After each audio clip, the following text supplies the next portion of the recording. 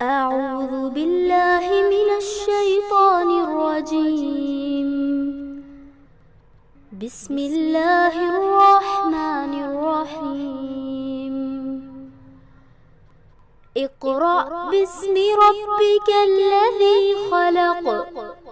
خلق الإنسان من علق. اقرأ وربك الأكرم. الذي علم بالقلم. علم الإنسان ما لم يعلم. رب اشرح لی صدری ویسر لی امری واحلل عقدۃ من لسانی یفقہوا قولی. ربی زدنی علما رب یسر ولا تعسر وتمم بالخیر. اللہم انفعنا بما علمتنا وعلمنا ما ينفعنا وزدنا علما. پیاری بہنوں، السلام علیکم ورحمۃ اللہ وبرکاتہ. اللہ تعالیٰ سے دعا ہے کہ اللہ تعالیٰ ہم سب کو اپنی عافیت میں رکھے، اور امید ہے کہ آپ سب اچھے سے ہوں گی، خیریت سے ہوں گی، عافیت میں ہوں گی.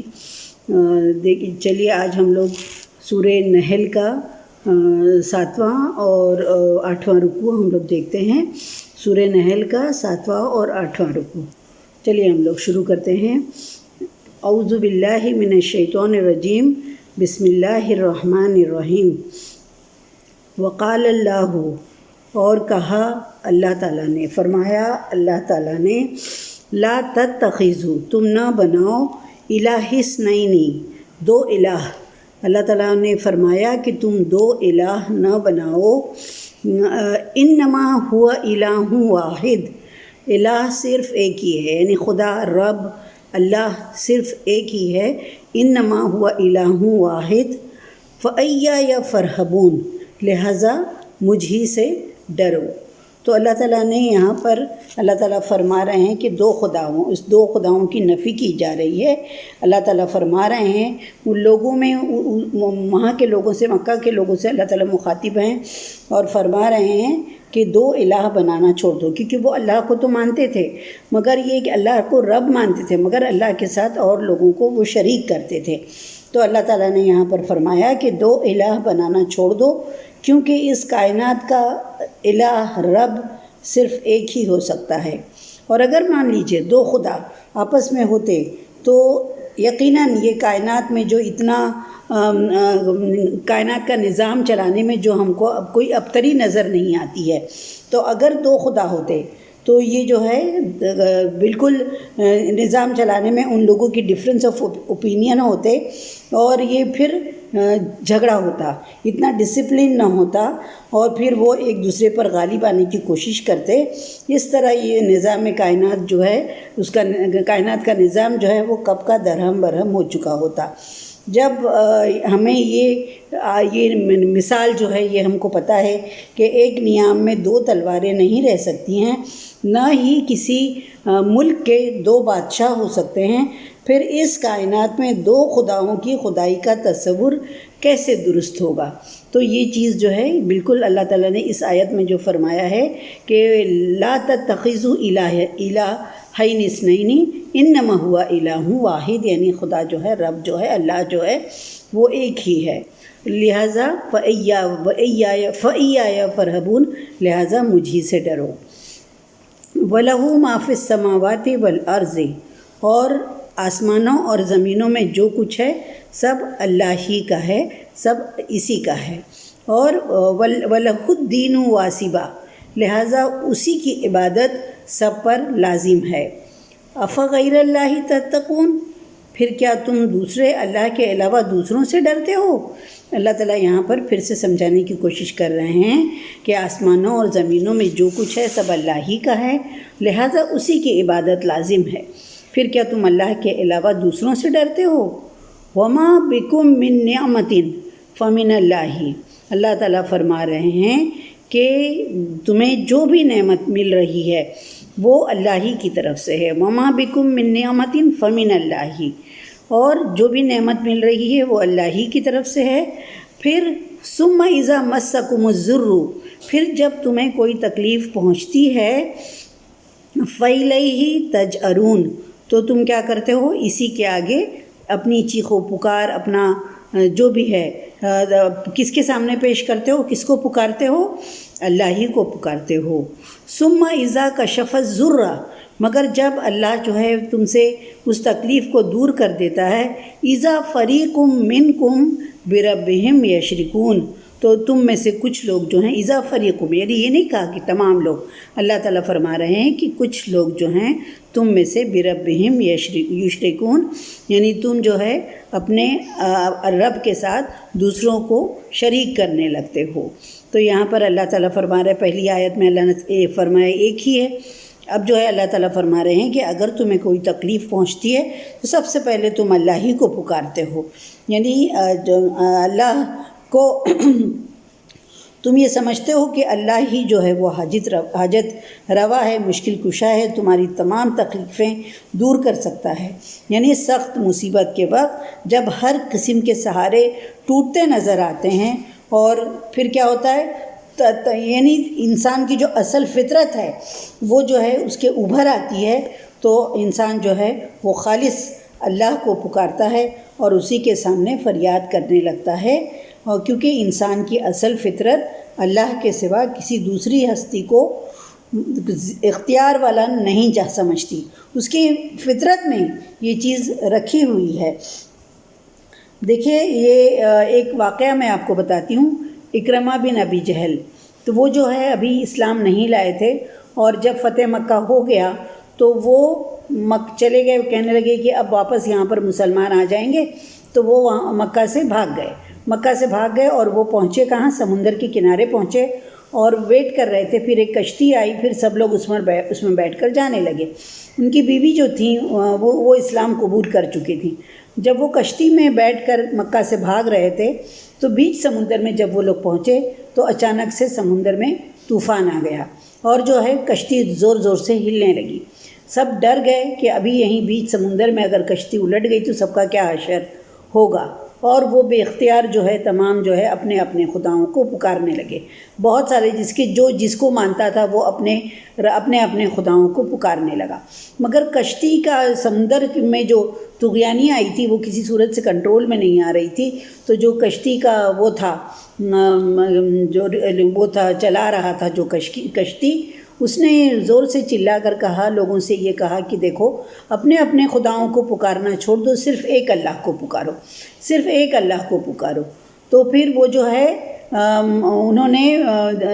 تمام جتنے بھی کشتی میں لوگ بیٹھے ہوئے تھے انہوں نے ایک اللہ کو پکارنا شروع کیا، اور اس کے بعد جو جیسے اللہ کو پکارنا شروع کیا انہوں نے، ویسے ہی جو ہے سمندر کا طوفان جو ہے وہ تھم گیا، اور کشتی جو ہے ہلنا ڈلنا کشتی کا بند ہو گیا۔ تو فوراً جو ہے اکرمہ بن ابی جہل جو تھے، ابو جہل کے بیٹے تھے وہ، مگر ابھی انہوں نے اسلام نہیں قبول کیا تھا، ان کو ذہن میں یہ خیال آیا کہ یہی تو محمد صلی اللہ علیہ وسلم کہتے ہیں کہ ایک اللہ کی عبادت کرو، ایک اللہ کی، بہت سارے خدا نہیں ہیں، اس کائنات کو چلانے والا صرف ایک ہی رب ہے، تو میں کہاں بھاگے جا رہا ہوں؟ آخر یہاں پر ہم لوگ بیچ کشتی میں بھی اگر کسی نے ہم کو سنبھالا تو وہ ہم ایک اللہ ہی ہے جس نے ہم کو سنبھالا۔ تو یہ چیز ان کے ذہن میں آ گئی، اور وہ فوراً واپس پلٹ کر گئے اور انہوں نے اللہ کے رسول صلی اللہ علیہ وسلم کے ہاتھ پر بیعت کی اور انہوں نے اسلام قبول کر لیا۔ باقی پوری زندگی پھر انہوں نے اللہ کی عبادت کرتے ہوئے گزاری۔ وہی چیز یہاں پر فرما رہے ہیں اللہ تعالیٰ کہ تمہیں جو بھی نعمت مل رہی ہے وہ اللہ کی طرف سے ہے، پھر جب کوئی تکلیف تمہیں پہنچتی ہے تو تم اللہ ہی کے آگے چیخ و پکار کرتے ہو، یعنی اللہ ہی کو پکارتے ہو۔ پھر جب وہ تم سے اس تکلیف کو دور کر دیتا ہے تو تم میں سے کچھ لوگ جو ہیں وہ اپنے رب کے ساتھ شریک کرنے لگتے ہیں۔ ثم اذا کشف الضر عنکم اذا فریق منکم بربہم یشرکون، اللہ کے ساتھ اور لوگوں کو شرک کرنے لگتے ہیں۔ لیکفروا بما آتیناہم فتمتعوا فسوف تعلمون۔ لیکفروا بما آتیناہم فتمتعوا، یعنی لوگ کیا کرتے ہیں، جو کچھ اللہ نے انہیں دے رکھا ہے اس کا شکریہ ادا کرنے کے بجائے اس کی ناشکری کرنے لگتے ہیں۔ تو اللہ تعالیٰ وارننگ دے رہے ہیں، فتمتعوا مطلب اچھا کچھ دیر مزے اڑا لو،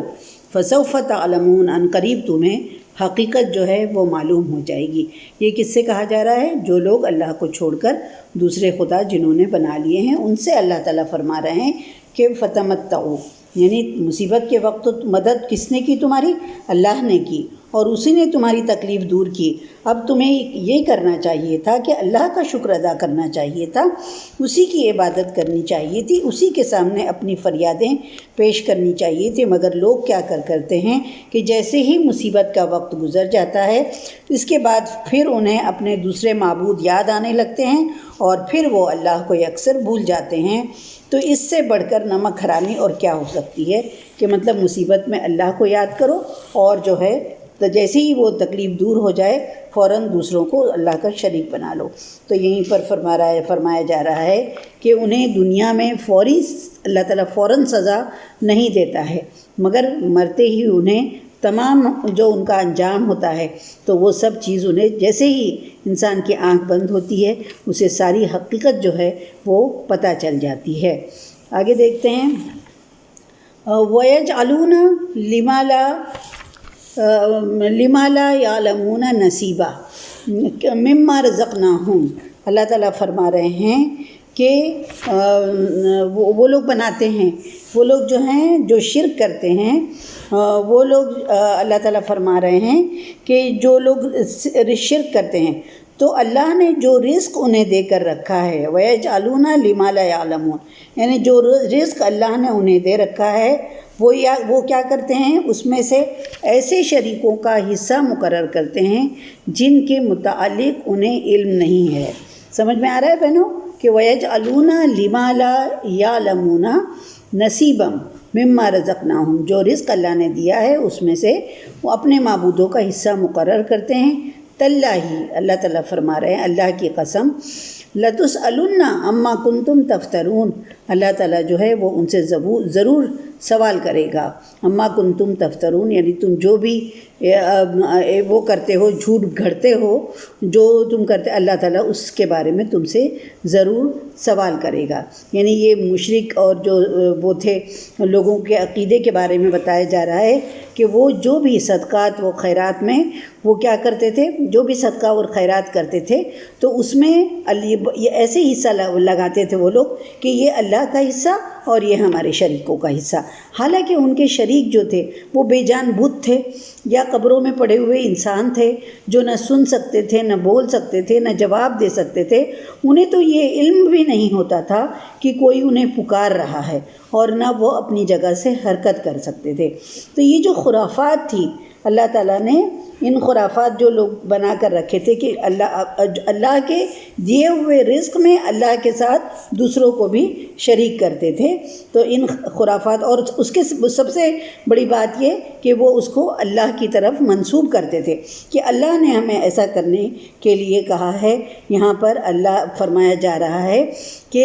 تاللہ، قسم کھا کر اللہ تعالیٰ فرما رہے ہیں کہ لَتُسْأَلُنَّ عَمَّا كُنتُمْ تَفْتَرُونَ، یعنی اللہ کے قسم تم جو کچھ گھڑ رہے ہو، جو کچھ کر رہے ہو، اللہ تعالیٰ اس کے بارے میں تم سے ضرور سوال کرے گا اور تم سے ضرور نپٹ لے گا اللہ تعالیٰ، اور تم سے جو ہے اس کے بارے میں جرم کی تمہیں سزا بھی دی جائے گی۔ وَيَجْعَلُونَ لِلَّهِ الْبَنَاتِ، اور وہ بناتے ہیں اللہ کے لیے بیٹیاں۔ ان لوگوں نے کیا کیا ہے؟ اللہ کے لیے بیٹیاں بنا رکھی ہیں۔ سبحانہ، اللہ تعالیٰ ان تمام چیزوں سے پاک ہے۔ وَلَهُم مَّا يَشْتَهُونَ، یعنی جو وہ گھڑتے ہیں اللہ تعالیٰ ان سے اللہ تعالیٰ پاک ہے، یعنی جو بات کہتے ہیں کہ یہ اللہ کی بیٹیاں ہیں، تو یہ جو اللہ کی بیٹیاں اہل عرب میں یہ عقیدہ رکھتے تھے وہ لوگ کہ زیادہ تر ان کے جو زیادہ دیویاں تھیں، دیوتا نہیں تھے، دیویاں تھیں، وہ ان کا یہ عقیدہ تھا کہ یہ جو دیویاں ہیں یہ اللہ کی بیٹیاں ہیں، ان کا یہ عقیدہ تھا۔ اور کہتے ہیں کہ جب وہ دیویوں کے سامنے جو بھی اپنی وہ چڑھاوے چڑھاتے تھے وہ اس نیت سے اپنے دیویوں کی جو عبادت کرتے تھے تو اس کے پیچھے ان کی نیت یہ ہوتی تھی کہ یہ اللہ کی بیٹیاں ہیں، یہ ہمارا پیغام جو ہے وہ اللہ تک پہنچا دیں گی، اسی لیے وہ فرشتوں کو بھی اللہ کی بیٹیاں کہتے تھے۔ اور دیویاں جو انہوں نے گڑھ رکھی تھیں وہ دیوتا نہیں تھے بلکہ دیویاں تھیں، اور وہ یہ کہتے تھے کہ وہ اللہ کی بیٹیاں ہیں۔ وہی یہاں پر فرمایا جا رہا ہے کہ یہ لوگ جو ہیں، ان لوگوں نے اللہ کے لیے بیٹیاں تجویز کی ہیں، حالانکہ سبحانہ ایسی باتوں سے وہ پاک ہے۔ وَلَهُم مَّا يَشْتَهُونَ، اور ان کے لیے وہ کچھ ہے جو یہ خود چاہیں۔ اور دیکھیے یہاں پر فرمایا ہے وَلَهُم مَّا يَشْتَهُونَ، تو اس کا یہ مطلب ہے کہ اور ان کے لیے وہ ہے جو کچھ وہ اپنے لیے پسند کرتے ہیں، یعنی وہ کیا ہے، وہ اپنے لیے تو بیٹے پسند کرتے ہیں۔ وَإِذَا بُشِّرَ أَحَدُهُم بِالْأُنثىٰ، اور جب ان میں سے کسی کو لڑکی کی پیدائش کی خبر دی جاتی ہے تو کیا ہوتا ہے، ظَلَّ وَجْهُهُ مُسْوَدًّا، اور اس کا چہرہ جو ہے وہ غم کے مارے سیاہ پڑ جاتا ہے، وَهُوَ كَظِيمٌ، اور وہ غم سے بھر جاتا ہے۔ تو یہاں پر یہ بتایا جا رہا ہے کہ ان کا عقیدہ جو تھا وہ اتنا گھٹیا تھا کہ وہ خود تو اپنے لیے بیٹے کو پسند کرتے تھے، بیٹیوں کا جو وجود جو تھا ان کے لیے شرمندگی کا باعث تھا، اور اسی وجہ سے ان کو یہ چیز پسند، جب انہیں کسی بیٹی کی پیدائش کی خوشخبری دی جاتی تو ان کا چہرہ جو ہے وہ غم کے مارے سیاہ ہو جاتا، ان کا دل کوڑنے لگتا۔ ان کو یہ بات پسند نہیں تھی کہ کوئی ان کا داماد بنے گا اور یہ خود اس کے سسر ہوں گے، لیکن اللہ کے معاملے میں ان کا دوہرا وہ طریقہ تھا کہ اپنے لیے تو لڑکیاں پسند نہیں تھیں، مگر اللہ کے لیے وہ لڑکیاں، اللہ کے لیے بیٹیاں انہوں نے تجویز کر رکھی تھیں۔ اور یہ سب سے بڑا گناہ تو وہ یہ تھا کہ وہ اللہ کے لیے اولاد ٹھہراتے تھے، اور دوسرے وہ اولاد جو بیٹیاں ہوتی تھیں، یعنی اللہ کے لیے جو چیز اپنے لیے پسند نہیں وہ اللہ کے لیے پسند کر دیتے تھے، یعنی خود تو اپنے لیے بیٹے پسند کرتے تھے، اور ناقص چیز یعنی جو کمزور ہوتی ہے وہ بیٹیاں وہ اللہ کے لیے پسند کرتے تھے۔ یہ تو اللہ تعالیٰ یہ جب ان کے بیٹیوں کی پیدائش کی خوشخبری دی جاتی تو ان کا چہرہ جو ہے وہ سیاہ ہو جاتا اور وہ جو ہے غم سے بھر جاتے تھے۔ یتوارا من القوم من سوء ما بشر بہ، اور دی ہوئی خبر سے کیا ہوتا تھا، وہ چھپتا، یتوارا یعنی چھپتا پھرتا تھا، من القوم یعنی اپنی قوم سے، من سوء ما بشر بہ یعنی وہ جو ہے بچی کی پیدائش کی خوشخبری جو اسے دی گئی تو اسے اتنی شرمندگی ہوتی تھی کہ وہ لوگوں سے چھپتا پھرتا تھا۔ اور ایمسکہ، اور سوچتا تھا کہ یا اس لڑکی کو ایمسکہ علی ہون ام یدسہ فی التراب، یعنی وہ یہ سوچتا تھا کہ آیا اس لڑکی کو ذلت کے باوجود زندہ رہنے دے، یعنی یا اسے مٹی میں گاڑ دے، ایسا وہ سوچتا تھا۔ یعنی اتنا ان کو شرم آتی تھی، اتنا ان کو لڑکی اچھی نہیں لگتی تھی کہ عربوں میں یہ رواج تھا کہ وہ لڑکیوں کے پیدا ہوتے ہی انہیں جو ہے مار دیتے تھے، اور یہ کہ دو آپشن تھا ان کے پاس، یا تو وہ لڑکی کو زندہ رہنے دیں اور وہ لوگوں کی نظر میں ذلیل بن کر جئیں، دوسرا اگر یہ لڑکی کو زندہ رہنے دیتے تو بہت مجبوری میں اس کو زندہ رہنے دیتے، اور جو ہے یا تو اس کو زندہ دفن کر دیا کرتے تھے۔ آخر اسلام جب آیا تو اس نے یہ بری رسم کا خاتمہ کیا، اور جو یہ زندہ گاڑ دینے والے کو معاشرے میں جو ہے اس رسم کو ختم کیا اور لڑکی کو، عورت کو اس کا جائز مقام دلایا۔ اسے ایک واقعہ میں آپ کو سنانا چاہتی ہوں کہ اللہ کی جب اسلام آ گیا پاور میں، مکہ میں اسلام آ گیا، تو ایک دفعہ اللہ کے رسول صلی اللہ علیہ وسلم کے سامنے بہت سارے لوگ بیٹھ کر دور جاہلیت میں جو انہوں نے گناہ کے کام کیے وہ باتیں سب اللہ کے رسول صلی اللہ علیہ وسلم کو بتا رہے تھے۔ ایک آدمی تھا، اس نے بتایا کہ اللہ کے رسول، میں گیا ہوا تھا کسی تجارتی قافلے کے ساتھ گیا ہوا تھا، میں بہت سالوں کے بعد جب میں واپس آیا تو میں نے دیکھا کہ میرے گھر میں ایک چھوٹی سی لڑکی ہے، وہ چل پھر رہی ہے اور وہ سب سے بہت اچھی بات کرتی تھی، چھوٹی سی تھی، تو مجھے بھی وہ لڑکی مجھ سے بھی وہ بات کرتی تھی، تو مگر کبھی ابا کہہ کے نہیں پکارتی تھی۔ پھر اس کے بعد کیا ہوا کہ میں بھی اس سے بہت مانوس ہو گیا، وہ بھی مجھ سے بہت مانوس ہو گئی۔ تو ایک دفعہ جب میری بیوی نے دیکھا کہ میں اس سے بہت اچھی طرح مانوس ہو گیا ہوں، گل مل گیا ہوں، تو اس نے کہا کہ آپ کو یہ بچی اچھی لگتی ہے؟ تو میں نے کہا کہ ہاں بہت اچھی لگتی ہے۔ تو کہا کہ آپ کو پتہ ہے یہ آپ ہی کی بیٹی ہے، جب آپ گئے تھے تجارتی قافلے پہ گئے تھے تب یہ لڑکی پیدا ہوئی تھی۔ بولے یہ سنتے ہی ان کا چہرہ جو ہے ایک دم سیاہ ہو گیا، غصے میں بھر گئے، اور انہوں نے کچھ پلاننگ کرنا شروع کی، یہ میری بیٹی اب فوراً جو وہ دور جاہلیت والا وہ انہوں نے سوچا اب کیا کروں میں اس لڑکی کے ساتھ، یہ میری لڑکی ہے۔ انہوں نے اس کے بارے میں پلاننگ کی، اور کہتے ہیں وہ اس کو لے کر گئے، چلے، وہ میرے ساتھ چل رہی تھی اور میں اس کو لے کر دور جنگل میں چلا گیا، اور اس کے بعد میں نے جنگل پہنچ کر میں نے کھڈا کرنا شروع کیا، اور میں گڈھا کرتا جا رہا تھا، اور جو مٹی اڑ اڑ کے میرے اوپر آ رہی تھی، تو وہ بچی اپنے چھوٹے چھوٹے ننھے ہاتھوں سے مٹی جھاڑ رہی تھی، پوچھ رہی تھی ابا آپ کیا کر رہے ہو؟ کہتے ہیں کہ جب اتنا کھڈا ہو گیا تو میں نے یک لخت جو ہے اس لڑکی کو اس کھڈے میں ڈھکیل دیا اور جلدی جلدی اس کے اوپر مٹی ڈالنے لگا۔ تو وہ لڑکی چلانے لگی کہ ابا ابا آپ کیا کر رہے ہو، ابا آپ کیا کر رہے ہو؟ پھر اس کے بعد جب دیکھا اس نے کہ میں نہیں رک رہا ہوں، تو اس نے جلدی جلدی فریاد کرنی شروع کی کہ ابا میں آپ سے کھانا نہیں مانگوں گی، ابا میں آپ سے کپڑا نہیں مانگوں گی، ابا میں آپ سے، آپ مجھے مت ماریے، آپ مجھے مت ماریے۔ کہتے ہیں کہ وہ چلاتی رہی اور میں اس کے اوپر مٹی ڈالتا رہا، اور اس کے بعد کہتے ہیں کہ اچانک بہت چلاتے چلاتے پھر اس کی آواز بند ہو گئی۔ وہ کہتے ہیں کہ وہ آدمی یہ کہنے لگا کہ اللہ کے رسول آج تک اس کی وہ آواز میرے کانوں میں گونجتی ہے۔ وہ اپنی کہانی بتا رہے تھے، اللہ کے رسول صلی اللہ علیہ وسلم زار و قطار رونے لگے۔ تو لوگوں نے کہا، صحابہ نے کہا کہ اے شخص تم نے رلا دیا، اللہ کے رسول کو رلا دیا۔ تو کہتے ہیں کہ اللہ کے رسول روتے روتے اللہ نے کہا کہ اے شخص پھر سے وہ جو تم نے ابھی کہانی سنائی، جو تم نے واقعہ سنایا وہ پھر سے سناؤ۔ اور اس نے پھر سے وہ بات بتائی اور کہا کہ اللہ کے رسول کیا میرا اتنا بڑا گناہ اللہ تعالیٰ معاف کر دے گا؟ اللہ کے رسول نے روتے روتے فرمایا کہ ہاں، شخص کی اسلام قبول کرنے کے پہلے جتنے بھی گناہ ہوں گے اللہ تعالیٰ ان تمام گناہوں کو معاف کر دے گا۔ یہ بہت درد کے ساتھ اللہ کے رسول نے یہ بات کی۔ تو میں نے دیکھی یہ وہ معاشرہ تھا کہ لڑکیوں کی پیدائش جو ہے بہت زیادہ اس کا باعث سمجھی جاتی تھی، شرمندگی کا باعث سمجھی جاتی تھی۔ تو مگر یہ لوگ جو ہے اپنے لیے تو بیٹے پسند کرتے تھے، اور وہ جب بیٹی کی کسی کو خوشخبری دی جاتی تھی تو وہ لوگوں سے چھپتا پھرتا تھا، اور وہ سوچتا تھا کہ اس لڑکی کو ذلت کے باوجود زندہ رہنے دے یا اسے زمین میں گاڑ دے۔ الا ساء ما یحکمون، دیکھو یہ لوگ کیسا برا فیصلہ کرتے ہیں۔ للذین لا یؤمنون بالآخرۃ، اور جو لوگ آخرت پر ایمان نہیں لاتے ہیں، مثل السوء، ان کی مثال جو ہے تو وہ ان لوگوں کی جیسی ہے کہ مثل السوء وللہ المثل الاعلیٰ، جو لوگ اللہ پر ایمان نہیں لاتے ہیں ان کی مثال جو ہے وہ تو بہت ہی بری مثال ہے،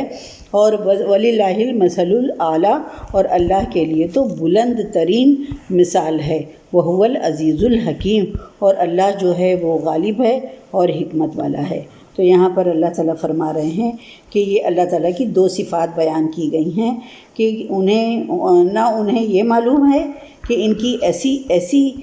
جو ذلیل جو اللہ کے لیے بیٹیاں منسوب کر رہے ہیں، دیویاں ان کو اللہ کی بیٹیاں کرتے ہیں، تو اللہ یہاں پر فرما رہے ہیں کہ یہ جو ذلیل حرکت وہ کر رہے ہیں ان کو نہیں پتہ کہ ان کو اس کی کیسی سزا ملنے والی ہے۔ حالانکہ اللہ کی ذات تو اولاد سے بے نیاز ہے، اللہ کی ذات ان کے تصور سے بھی بلند تر ہے، اور اس کے لیے ایسی مثالیں اور ایسی صفات ثابت کی جا سکتی ہیں جو اعلیٰ سے اعلیٰ ہے، جو یہاں پر وہو العزیز الحکیم جو یہاں پر کا، اور ہر چیز جو ہے وہ اللہ تعالیٰ کی ذات ہر چیز سے برتر ہے، اعلیٰ ہے، اور وہ جو ہے غالب ہے اور حکمت والا ہے۔ وَلَوْ يُؤَاخِذُ اللَّهُ، اگر پکڑنے لگے اللہ الناس لوگوں کو بظلمہم ان کے ظلم کی بنا پر، ما ترک علیہا من دابۃ، تو زمین پر کوئی جاندار مخلوق باقی نہ رہ جاتی، ولیکن یؤخرہم الی اجل مسمی، لیکن وہ ایک معین عرصے تک ڈھیل دیے جاتا ہے۔ فَإِذَا جَاءَ أَجَلُهُمْ، پھر جب وہ مدت آ جائے گی، وہ مقررہ وقت آ جائے گا، وَلَا أَجَلُهُمْ لَا يَسْتَأْخِرُونَ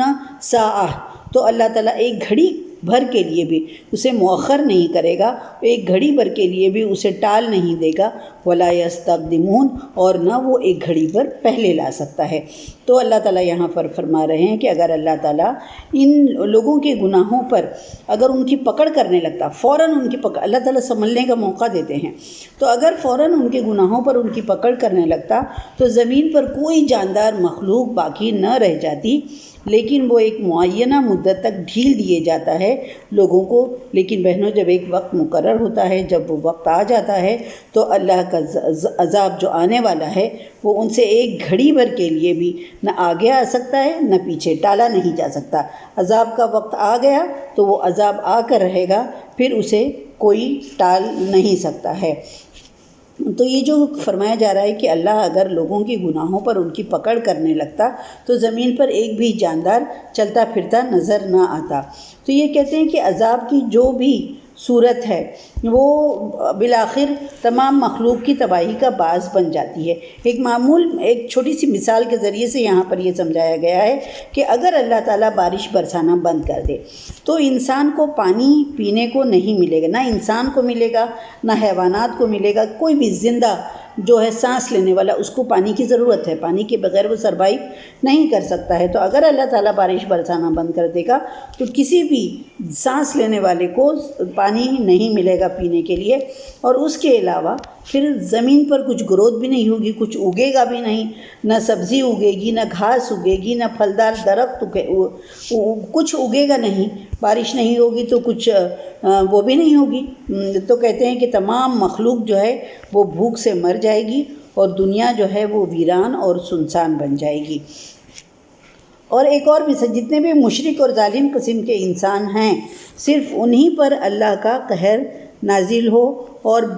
باقی صرف نیک لوگ رہ جائیں، ایسے نہیں ہو سکتا نا۔ کبھی ایسا ہوتا ہے، آپ نے دیکھا ہے اگر کہیں پر عذاب آتا ہے تو صرف نیک لوگ جو ہیں، برے لوگ جو ہیں انہی پر عذاب آتا ہے اور نیک لوگ جو ہیں وہ بچ جاتے ہیں؟ نہیں، ایسا نہیں ہوتا ہے، بلکہ گیہوں کے ساتھ گھن بھی پیسا جاتا ہے۔ زمین میں ایسی آبادی بھی اللہ کی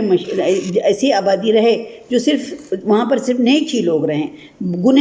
برے لوگ، گنہگار لوگ سارے کے سارے مر جائیں۔ ایسا کوئی عذاب آئے کہ سارے برے لوگ جو ہیں وہ مر جائے اور نیک لوگ جو ہیں وہ رہ جائیں۔ اگر اللہ تعالیٰ کا یہ ہوتا کہ زمین پر تمام نیک لوگ رہتے تو اللہ تعالیٰ یہ دنیا ہی نہ بناتا۔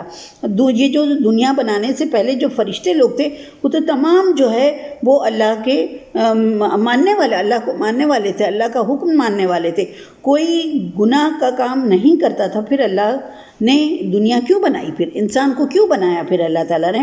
تو بہنوں، یہ ہے کہ اللہ تعالیٰ نے اس دنیا کو دارالامتحان بنایا ہے اور اللہ تعالیٰ کو اسے آباد رکھنا ہے، اور اس کی واحد صورت یہ ہے کہ یہاں پر اچھے لوگ بھی رہیں اور برے لوگ بھی موجود ہیں۔ یہ حق اور باطل کا جو کھینچا تانی جو ہے یہ چلتی رہے گی، اور یہی انسانوں کی آزمائش کا عمل ہے۔ اور اسی لیے مجرموں کو فوری طور پر سزا دے کر ہلاک کر دینا اللہ تعالیٰ کے دستور کے بھی خلاف ہے اور اللہ تعالیٰ کی حکمت کے بھی خلاف ہے۔ یہ بات نہیں ہے کہ اللہ تعالیٰ ایسا نہیں کر سکتا ہے، اللہ تعالیٰ یہ کر سکتے ہیں، مگر یہ اگر کوئی چوری کرنا چاہے تو اللہ تعالیٰ چاہے گا تو اس کی نگاہوں کی روشنی سلب کر لے گا، اس کے پیر کی طاقت سلب کر لے گا، مگر اللہ تعالیٰ جو ہے جو انسان اپنے لیے فیصلہ کرتا ہے اللہ تعالیٰ وہ اس کے لیے آسان کر دیتا ہے، کیونکہ دنیا میں تو ہم عمل کرنے کے لیے آئے ہیں، جزا اور سزا تو آخرت میں ہوگی۔ تو اگر اللہ انسان کو ان کے گناہوں پر فوری پکڑ کرنے لگتا تو اس زمین پر کوئی بھی ایک انسان چلتا پھرتا نہ رہتا۔ اور یہ جو ہے پھر آگے دیکھیے آگے کیا لکھا ہے، وَيَجْعَلُونَ لِلَّهِ مَا يَكْرَهُونَ،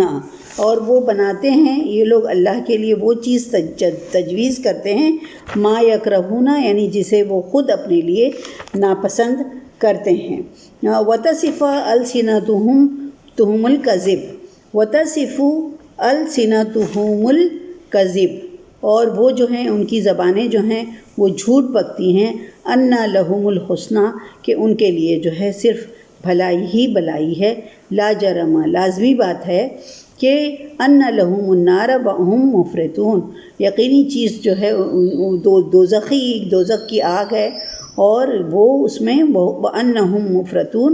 اور وہ اس میں ڈھکے لے جائیں گے۔ تو یہاں پر یہ فرمایا جا رہا ہے کہ وہ یہ لوگ اللہ کے لیے وہ چیز تجویز کرتے ہیں جسے وہ خود اپنے لیے ناپسند کرتے ہیں، اور ان کی زبانیں، اب زبانوں سے بھی وہی سب کہتے ہیں نا، تو ان کی زبانیں جھوٹ بولتی ہیں اور یہ کہتی ہیں کہ ان کے لیے بھلائی بھلائی، ان کا رب ان سے بہت خوش ہے اور ان کے لیے سب بھلائی بھلائی ہے۔ حالانکہ اللہ تعالیٰ فرما رہے ہیں لا جرم ان لہم النار، حالانکہ حقیقت یہ ہے ان کے لیے دوزخ کی آگ ہے، وَأَنَّهُمْ مُفْرَطُونَ، اور وہ سب اس میں ڈھکیلے جائیں گے۔ دیکھیے بہنوں، اس آیت میں اللہ تعالیٰ یہ فرما رہے ہیں کہ وَيَجْعَلُونَ لِلَّهِ مَا يَكْرَهُونَ، پھر وہی بات آ رہی ہے کہ یہ لوگ اللہ کے لیے وہ چیز تجویز کرتے ہیں جسے وہ خود اپنے لیے ناپسند کرتے ہیں، کہ ان کے لیے ان لہم الحسنہ، کہ ان کے لیے تو بھلائی ہی بھلائی ہے، اور یہ جو ہے اللہ تعالیٰ فرما رہے ہیں لازمی بات یہ ہے کہ ان کے لیے ان کا ٹھکانہ جو ہے وہ جہنم ہے اور وہ اس میں ڈھکیلے جائیں گے۔ تو یہ جو بات ہے کہ وہ دعوے یہ کرتے تھے، جو ان مشرکین تھے وہ یہ دعوے کرتے تھے کہ وہ اللہ کے رسول کا، مسلمانوں کا مذاق اڑایا کرتے تھے، اور وہ دعویٰ کرتے تھے کہ دنیا میں آج اللہ ان پر بہت مہربان ہے کیونکہ اللہ تعالیٰ نے انہیں خوشحال بنایا ہے۔ اور اگر وہ تو ایک بار تو ان کو ایمان نہیں تھا، مگر وہ یہ کہتے تھے اگر قیامت قائم ہوئی تو کوئی وجہ نہیں ہے، کوئی ریزن نہیں ہوگا اللہ تعالیٰ کے پاس کہ اللہ تعالیٰ اس وقت ہم پر مہربانی نہ کرے، لہٰذا ہمارے لیے آج دنیا میں بھی بھلائی بھلائی ہے اور آخرت میں انشاءاللہ آخرت میں بھی ہمارے لیے بھلائی بھلائی ہوگا۔ اللہ تعالیٰ فرماتے ہیں کہ یہ لوگ اپنی زبانوں سے جھوٹ بکتے ہیں، حقیقت میں ایسے لوگوں کا انجام جو ہے وہ دوزخ کی آگ ہے، اور سب سے پہلے یہی لوگ جو ہے وہ دوزخ کا لقمہ بنیں گے۔ وہ دعویٰ سے کہتے تھے کہ یہ فرشتے جو ہیں وہ اللہ کی بیٹیاں ہیں، اور اسی لیے وہ فرشتوں کی پوجا کرتے تھے کہ وہ جو ہیں اللہ کے وسیلہ بنیں گے، ان کی اللہ تعالیٰ کے پاس ان کی سفارش کریں گے۔ چلیے آگے دیکھتے ہیں کہ تاللہ، پھر اللہ تعالیٰ فرما رہے ہیں کہ اللہ کی قسم، لقد ارسلنا الی امم من قبلک، اللہ کی قسم ہم آپ سے پہلے بہت سی امتوں کی طرف رسول بھیج چکے تھے۔ فزین لہم الشیطان اعمالہم، تو شیطان نے انہیں ان کے کرتوت جو ہے وہ فزینہ یعنی مزین، مطلب خوبصورت بنا کر، ان کے برے عمل انہیں خوبصورت بنا کر دکھائے۔ فزین لہم الشیطان اعمالہم فہو ولیہم اليوم ولہم عذاب علیم، تو شیطان نے ان کے برے اعمال خوشنما کر کے دکھائے، تو اور آج بھی شیطان جو ہے وہ کفار مکہ کا سرپرست بنا ہوا ہے اور انہیں دردناک عذاب ہوگا۔ تو اللہ تعالیٰ کیا فرما رہے ہیں یہاں پر کہ جو بھی پچھلی امتوں کے پاس بھی اللہ تعالیٰ نے رسولوں کو بھیجا، اور جو ہے لوگ جو دنیا میں دنیا کی دلچسپیوں میں مگن تھے، مست تھے، اور شیطان جو تھا وہ انہیں یہی پٹی پڑھاتا رہتا تھا کہ تمہارا رب جو ہے وہ تمہارے اوپر آج بھی مہربان ہے، اس لیے انہوں نے تمہیں اولاد اور مال سے نوازا ہے، اللہ تم پر بہت مہربان ہے۔ لیکن بالآخر وہ اللہ کی گرفت میں آ گئے اور ان کا نام و نشان بھی صفحہ ہستی سے مٹ گیا۔ آج کہاں ہیں ان کے نام لینے والے؟ کوئی ہے؟ اور آج شیطان ان مکہ کے کافروں کو بھی یہی کچھ سمجھا رہا ہے، اور جو کچھ یہ ظلم اور زیادتیاں مسلمانوں پر کر رہے ہیں وہ بتاتا ہے کہ تم بہت صحیح کر رہے ہو، نہایت اچھے کام کر رہے ہو، اور وہ یہ اس طرح سے ان کا دل بہلاتا ہے اور وہ خوش ہو کر زیادہ جوش و خروش میں مسلمانوں کو پھر ستانے کا کام کرتے ہیں۔ اللہ تعالیٰ فرما رہا ہے کہ ان کا انجام، جو پچھلی قوموں کا انجام ہوا وہی انجام ان کا بھی ہونے والا ہے، اور یعنی قیامت کے دن بھی شیطان ان کا لیڈر ہوگا اور انہیں جہنم کے دردناک عذاب میں پہنچائے گئے۔ یعنی جو آج ان کا ساتھی بنا ہوا ہے وہی آخرت کے دن بھی ان کا ساتھی بنا رہے گا۔ ولیہم اليوم ولہم عذاب، آج ان کا شیطان ساتھی بنا ہے اور ان کے لیے دردناک عذاب ہے۔ وما انزلنا علیک الکتاب الا لتبین لہم الہدی، اللہ تعالیٰ فرما رہے ہیں کہ وما انزلنا، اور ہم نے نازل کی آپ پر یہ کتاب، کون سی کتاب؟ قرآن نازل کیا، الا لتبین لہم الذی اختلفوا، تو اللہ تعالیٰ فرما رہے ہیں کہ ہم نے یہ کتاب اس لیے نازل کی ہے کہ جن باتوں میں لتبینہ یعنی آپ واضح کر دیں لہم ان کے لیے الذی اختلفوا فیہ جس میں یہ لوگ اختلاف کر رہے ہیں، یعنی ہم نے آپ پر یہ قرآن اس لیے نازل کیا کہ جن باتوں میں یہ لوگ اختلاف کر رہے ہیں ان کے بارے میں آپ ان کے لیے حقیقت کو واضح کر دیں۔ وَہُدًى وَرَحْمَةً لِقَوْمٍ يُؤْمِنُونَ یہ کتاب جو ہے وہ ہدایت ہے اور رحمت ہے ایمان لانے والوں کے لیے، یعنی جو ایمان لاتے ہیں ان کے لیے یہ کتاب کہتے ہیں، یہ کتاب، یہ قرآن، یہ اسی سے لوگ ایمان بھی حاصل ہوتا ہے ان کو، اور گمراہ بھی اسی قرآن کے ذریعے سے لوگ گمراہ بھی ہوتے ہیں۔ تو اللہ تعالیٰ فرما رہے ہیں کہ ہم نے یہ کتاب اس لیے نازل کی گئی ہے کہ جس باتوں میں لوگ اختلاف کر رہے ہیں ان کے بارے میں آپ ان پر حقیقت واضح کر دیں۔ پھر واللہ اور اللہ انزل من السماء ماء اللہ ہی ہے جس نے آسمان سے پانی برسایا، وَأَحْيَا بِهِ الْأَرْضَ اور اس کے ذریعے سے زندہ کیا زمین کو، بعد موتها اس کی مردہ ہونے کے بعد۔ ان فی ذلک لآیات لقوم یسمعون اور بے شک اس میں نشانی ہے ان لوگوں کے لیے جو غور سے سنتے ہیں۔ تو اللہ تعالیٰ یہاں پر یہ فرما رہے ہیں کہ اللہ تعالیٰ نے قرآن لوگ جو ہے گمراہی میں پڑے ہوئے تھے اور ان کو حقیقت سے آگاہ کرنے کے لیے یہ اللہ کی سنت رہی ہے کہ اللہ تعالیٰ پیغمبروں کو بھیجتا ہے، کتاب بھیجتا ہے، تاکہ پیغمبر جو ہے اور جو مسلمان ہیں جن لوگوں نے ایمان قبول کیا ہے وہ لوگ اس کے ذریعے سے لوگوں کو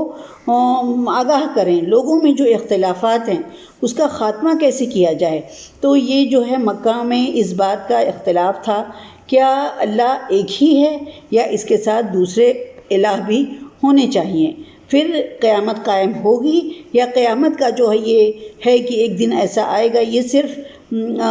محض جو ہے ایک وہم کی بات ہے، قیامت قائم نہیں ہونے والی ہے، حساب کتاب نہیں ہونے والا ہے۔ اور دوسری ایک بات یہ تھی کہ لوگوں کے اندر ایک یہ وہم تھا کہ فلاں چیز کو اللہ نے حرام کیا ہے، تو وہ جو حرام اور حلال کا جو قانون ہے وہ اللہ نے نافذ کیا ہے یا لوگوں کے دماغ کی اپج ہے، لوگوں نے اپنے دل سے کہ فلاں چیز جو ہے حلال ہے اور فلاں چیز جو ہے وہ حرام ہے۔ یہ حرام اور حلال کا قانون جو ہے وہ کس نے اتارا؟ اسی تمام چیزوں کو کلیئر کرنے کے لیے اللہ تعالیٰ نے قرآن کیا کہا، وما انزلنا علیک الکتاب کیوں نازل کیا، الا لتبین لہم الذی اختلفوا جس میں یہ لوگ اختلاف کرتے ہیں اس میں آپ لوگوں کے لیے واضح کر دیں ان چیزوں کو۔ تو یہ جو لوگوں کے اندر وہم تھا، ڈاؤٹ تھا، اس کو واضح کرنے کے لیے قرآن جو ہے اللہ تعالیٰ نے اتارا، اور اس قرآن میں ایسے تمام مسائل جو ہیں اس کی وضاحت کر کے حقیقت بیان کر دی گئی تاکہ لوگوں میں کوئی شبہ باقی نہ رہے۔ اور جو رسول بھیجتے تھے اللہ تعالیٰ ان کا یہ کام تھا کہ یہ تمام جو اختلافی باتیں تھیں اس کا دو ٹوک فیصلہ، یعنی لوگوں کے اندر یہ جو کنفیوژن ہے اس کو باقی نہ رہنے دیں، بلکہ ان کو بہت اچھی طرح قرآن کی آیات کے ذریعے سے انہیں واضح کر دیں کہ یہ حکم جو ہے وہ اللہ نے نازل کیا ہے، لوگوں کو صاف صاف بتا دیں کہ یہ اللہ کا فیصلہ ہے، کسی انسان کا فیصلہ نہیں ہے، اللہ کی حجت قائم کر دیں۔ تو یہ جو ہے یہ اس زمانے کی بات ہے جب اللہ کے رسول لوگوں کے درمیان موجود تھے، تب اللہ کے رسول سے یہ کہا جا رہا ہے کہ آپ جو ہیں ان کا ڈاؤٹس جو ہیں وہ کلیئر کر دیں۔ مگر آج کیا اس زمانے میں ڈاؤٹ تھا؟ آج ڈاؤٹ نہیں ہے، آج بھی بہت سارے لوگوں کے اندر جو ہیں وہ ڈاؤٹس ہیں، لوگوں کے اندر لوگ جو ہیں کچھ ایسے لوگ ہوتے ہیں جو شبہ پیدا کرتے ہیں، شک و شبہ اسلام کے بارے میں، قرآن کے بارے میں، پیغمبروں کے بارے میں جو شکوک و شبہات لوگوں کے ذہنوں میں پیدا کیے جاتے ہیں۔ اللہ تعالیٰ فرما رہے ہیں کہ یہ تمام اختلافی مسائل جو تھے اس کا واحد حل جو ہے اس قرآن میں موجود ہے۔ اگر کوئی نہیں سمجھتا ہے تو اللہ تعالیٰ نے فرمایا ہے کہ کچھ لوگ تمہارے درمیان ایسے ضرور ہونے چاہیے جو لوگوں کو بھلائی کا حکم دے، برائی سے روکیں، یعنی تمام چیزوں کو کلیئر کر کے ان کو بتائیں، اور یہ صحیح ہے یہ غلط ہے اس کو بتائیں۔ انبیاء کو بھیجنے کا صرف یہی مقصد تھا۔ تو اللہ تعالیٰ نے فرمایا ہے آج بھی تمہارے اندر اگر کسی چیز سے لوگوں کو فیصلہ کیا جائے تو وہ قرآن ہی، اللہ کی کتاب ہی ہونی چاہیے۔ اللہ کے رسول صلی اللہ علیہ وسلم نے فرمایا تھا کہ میں تمہارے درمیان دو چیزیں چھوڑ کر جا رہا ہوں، ایک اللہ کی کتاب ہے اور ایک اللہ کے رسول صلی اللہ علیہ وسلم کی سنت ہے۔ اللہ جو کہتے ہیں کہ یہ جو کتاب اللہ ہے اس کا ایک حصہ اللہ کے ہاتھ میں ہے اور ایک حصہ تمہارے ہاتھ میں ہے، اگر تم اس کو مضبوطی سے پکڑے رہو گے تو تم گمراہ نہیں ہو پاؤ گے۔ تو یعنی کتاب اور سنت کو اگر ہم نے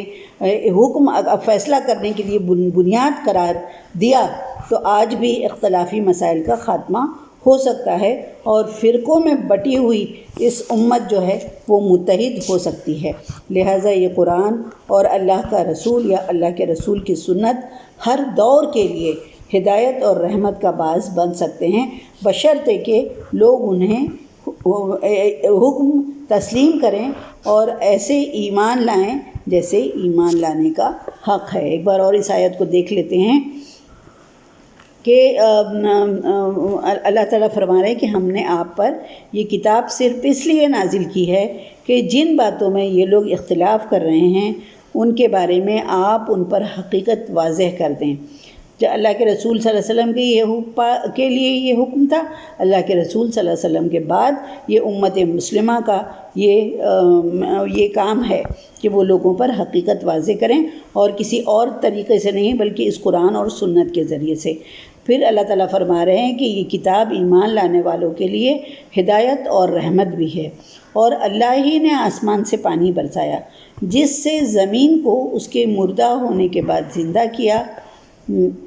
نہیں یہیں تک ہے نا، ہاں، واللہ انزل من السماء ماء، اور اللہ ہی نے آسمان سے پانی نازل کیا، پھر احیا بہ الارض بعد موتہا، پھر اللہ تعالیٰ نے زمین کو اس کے موت کے بعد اسے زندہ کیا۔ ان فی ذلک لآیات لقوم یسمعون، بے شک اس میں تمہارے لیے نشانی ہے یقیناً ان لوگوں کے لیے جو سنتے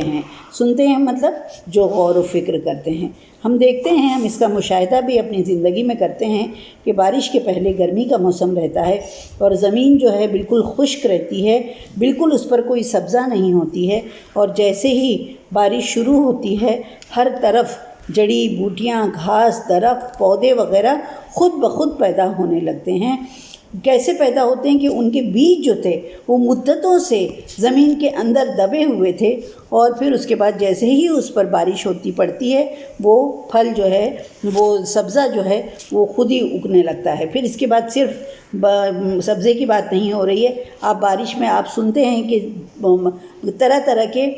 جو حشرات الارض کہتے ہیں، میڈک، کیڑے مکوڑے، طرح طرح کی آواز جو ہے، رات کو جب سناٹا ہوتا ہے تو آوازیں بھی آنی ہوتی ہیں۔ یعنی یہ جو حشرات الارض ہے یہ کہاں سے پیدا ہوئے؟ یہ اللہ تعالیٰ کی بارش ہوئی اور اس سے پیدا ہو گئے، جبکہ گرمیوں میں ان کا نام و نشان تک نہ تھا۔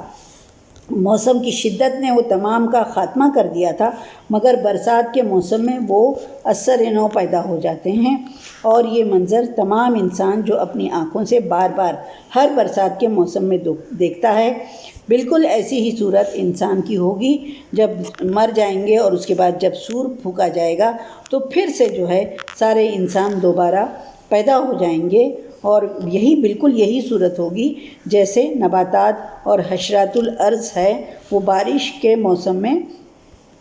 پیدا ہو جاتے ہیں، نکل جاتے ہیں۔ انسان کا جسم خواہ مٹی میں مل کر مٹی بن چکا ہوگا، لیکن جیسے ہی سور پھونکا جائے گا اور جو ہے تمام انسان جو مرے ہوئے ہیں وہ دوبارہ زندہ ہو جائیں گے، دوبارہ جی اٹھیں گے، اور پھر وہ میدان حشر میں اکٹھا ہوں گے، اور پھر ان کا حساب کتاب ہوگا۔ جو بھی ان کے اختلافات ہیں اس کا خاتمہ ہوگا اور وہاں پر بس انصاف ہوگا، وہاں کسی پر ظلم نہیں ہوگا۔ اللہ تعالیٰ سے دعا ہے کہ اللہ ہم تمام لوگوں کو وہ قیامت کا وقت آنے سے پہلے اس کی تیاری کرنے والا ہمیں بنائے اور ہم کو اس قرآن پر غور و فکر کرنے والا بنائے اور اس پر عمل کرنے والا بنائے۔ وآخر الدعوانا ان الحمد للہ رب العالمین۔ دعا پڑھ لیتے ہیں۔ بسم اللہ الرحمن الرحیم۔ اللہم آنس وحشتی فی قبری، اللہم ارحمنی بالقرآن العظیم واجعلہ لی اماما ونورا وہدا ورحمہ، اللہم ذکرنی منہ ما نسیت وعلمنی منہ ما جہلت وارزقنی تلاوتہ آناء اللیل وآناء النہار واجعلہ لی حجۃ یا رب العالمین، آمین یا رب العالمین۔ السلام علیکم ورحمۃ اللہ وبرکاتہ۔